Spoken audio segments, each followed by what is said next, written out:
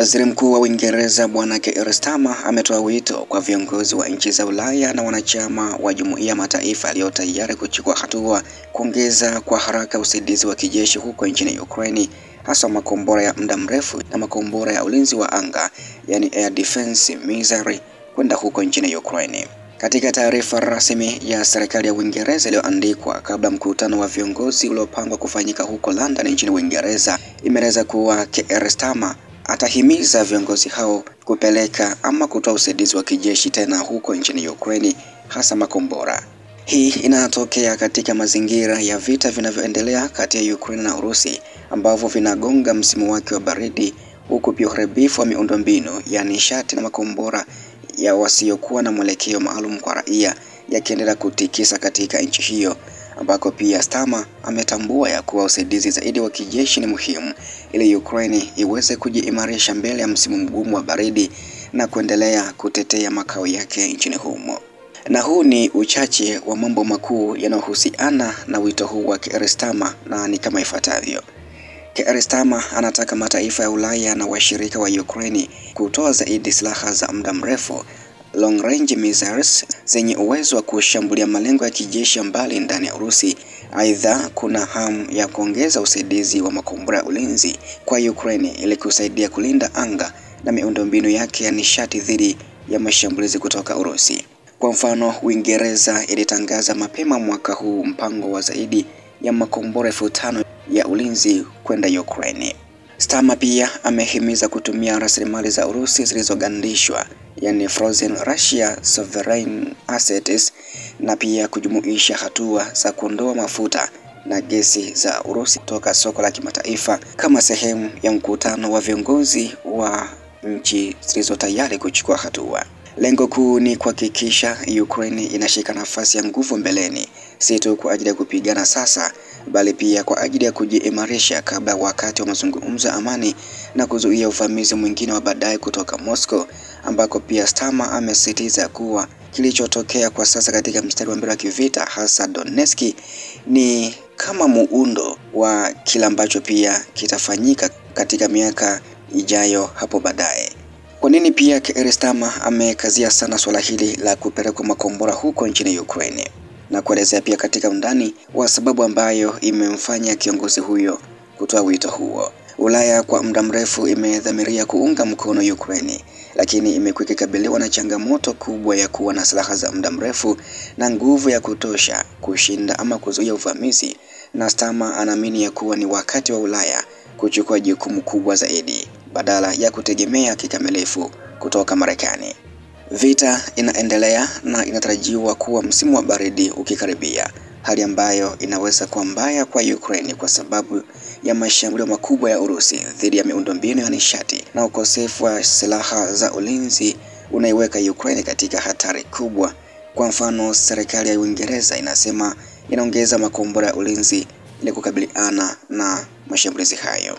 Aidha, ni sehemu ya mkakati wa kuwekeza katika usalama wa Ulaya kwa muda mrefu.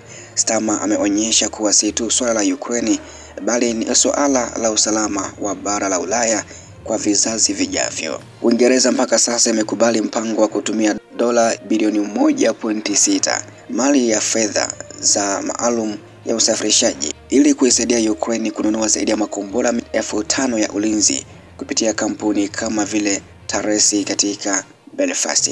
Programu ya uzalishaji wa makombora ya ulinzi imekuwa katika kasi ili kuweza kusambaza idadi ya ziada makombora kabla msimu wa baridi. Kwa mfano, Uingereza yenyewe inasema itaongeza idadi nyingine ya hatua hizo. Mkutano wa viongozi walio tayari uliandaliwa huko London, ambapo mataifa ya Ulaya pamoja na viongozi wa NATO wanatarajiwa kushirikiana kuelewa jinsi ya kuongeza usaidizi wa kijeshi na kifedha kwa nchi ya Ukraine. Na hizi ni baadhi ya changamoto na masuala ya mjadala huu wa kupeleka misaada kijeshi huko nchini Ukraine. Kwa upande wa hatari ya kukua kwa mzozo, uwezeshaji wa Ukraine na makombora muda mrefu ya kupiga malengo ndani ya Urusi inaweza kuamsha mapya ya mkazo wa kijeshi iwe na majibu makali ya Urusi. Hii pia lazima washiriki wa Ukraine wa Ulaya wafanye kuepuka hatua ambazo zinaweza kusababisha mzozo kupanuka zaidi. Ugumu wa utoaji wa silaha. Baadhi ya mataifa ya Ulaya bado yana mashaka kuhusiana na kupeleka silaha za muda mrefu, haswa zile zinazoweza kufikia ndani ya ardhi ya Urusi, kwa sababu ya wasiwasi wa kusababisha kuongezeka kwa mzozo na kuathiri mazungumzo ya amani baina mwa nchi hizo. Kingine ni kuhusu migogoro ya mitazamo ya sera. Aidha, baadhi ya mataifa ya Ulaya yana masuala ya ndani ya bajeti ya ulinzi, na pia kuna swala nani atachukua jukumu la kuongoza, kutokana na Marekani kuonyesha baadhi ya dalili ya kupunguza usaidizi bila masharti, ambako Starmer anaonekana kutaka Ulaya ichukue hatua bila kutegemea kabisa nchi ya Marekani. Kingine ni kuhusu masuala ya mazungumzo ya amani.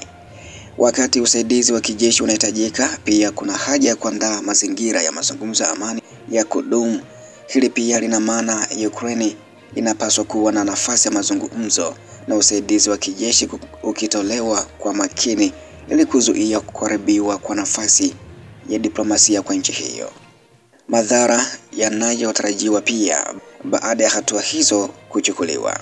Kwa Ukraine, ongezeko la makombora ya muda mrefu na ya ulinzi inatoa nafasi ya kujibu mashambulizi ya Urusi kwa ufanisi zaidi, kulinda miundombinu ya kijeshi na kiraia, na kuimarisha nafasi yake kwenye uwanja wa vita, pamoja na masuala ya mazungumzo ya amani. Kwa nchi za Ulaya, hatua hii inaashiria ya kuwa bara limechukua jukumu kubwa zaidi katika usalama wake mwenyewe, na si kugombea tu nyuma ya Marekani. Inaweza pia kuongeza umoja wa kijeshi na kiusalama kati ya wanachama wa Ulaya na kupunguza utegemezi wa mtu mmoja. Kwa mzozo wa Urusi na Ukraine, ikiwa Ukraine itapata silaha za muda mrefu, inaweza pia kuendelea kuimarisha msimamo wake dhidi ya uvamizi wa Urusi, na hii inaweza kubadilisha usawa wa nguvu uwanjani. Pia hatua ya kutumia rasilimali za Urusi zilizogandishwa kutekeleza ujenzi wa Ukraine inamaanisha kuwa sheria za kimataifa na uchochezi wa pesa za vita vitatambuliwa zaidi, ikionyesha kuwa vita leo kwa kiwango cha kimataifa vina vigezo vya kifedha na kiusalama.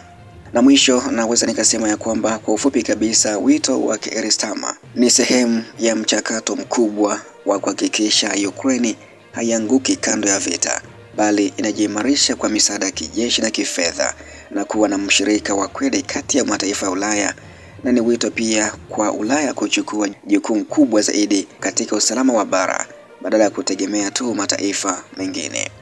Hata hivyo, utekelezaji wa wito huu unahitaji ushirikiano wa mataifa mengi, utulivu wa sera na kuelewa madhara ya kimataifa. Aidha, usaidizi wa silaha kwa Ukraine lazima ufanyike kwa uangalifu ili kuepuka kupanua mzozo bila haja.